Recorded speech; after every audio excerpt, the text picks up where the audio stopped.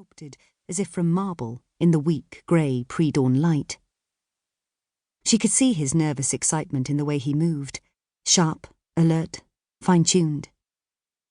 He had slept well, as ever, undisturbed by the symphony of lightning flashes that had streaked and split the night sky, making it so hard for her to sleep. A yawn escaped her. Now, though, what would she give to be back in their bed, the ceiling fan whirring above the teak four-poster, the mosquito nets a romantic cocoon that not so much kept the insects out, but the two of them in. The heaviness of sleep was still in their limbs, reluctant to be cast off, and she thought right now she would give all her worldly possessions, the whole rucksack of them, to swap this rock pool at her feet for another few hours in her cotton sheets. That first step into its brisk embrace would be so hard, even though she knew the routine so well. A gasp, the clench of her muscles as the chill assailed her sleepy senses, and then the release, the endorphin rush, and she would feel not only more awake than she did right now, but more alive. And that was the point, after all. It was always the point. "Ready?" Zack asked, looking across at her. His mask and snorkel pushed back on his head, fins on, the waterproof camera poised on the selfie stick. Bo smiled with more vim than she felt, and nodded. "Let's do this."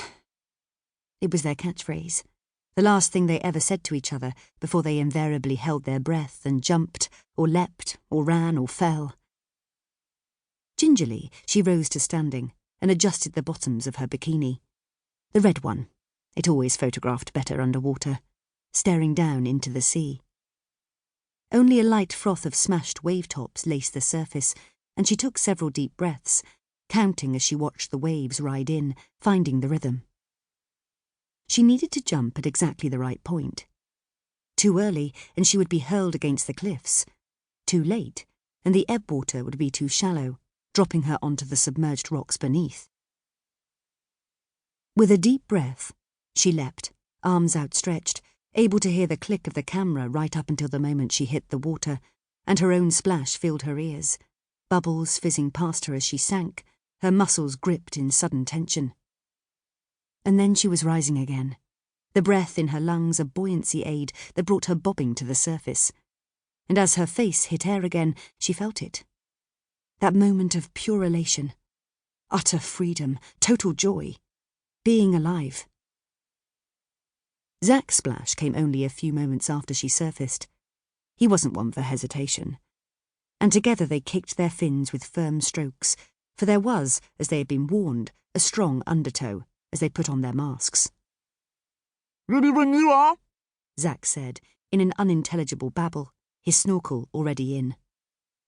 She nodded back, giving him the OK hand signal they used on their scuba expeditions, and after several deep breaths, she duck-dived down. In an instant, the smash of breaking waves was replaced by a resonant wallow. It wasn't the sound of silence, for there was too much activity and energy down there to allow that.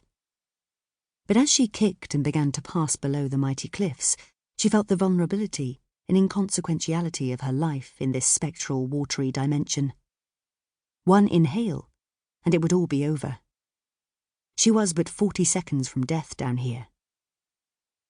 That random group of air molecules that she had gulped in the moment before she dived was now solely responsible for preserving her life, and, within it, all the memories and experiences of the life she had lived.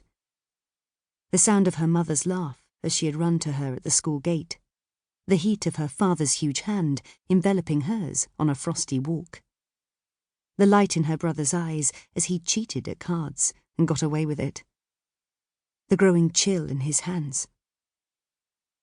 But the water slipped over her silkily, and even with the undertow trying to pull her back out to the ocean, she was a strong swimmer, and knew that any moment now, the seal of water above her head would become a ceiling through which she could peer.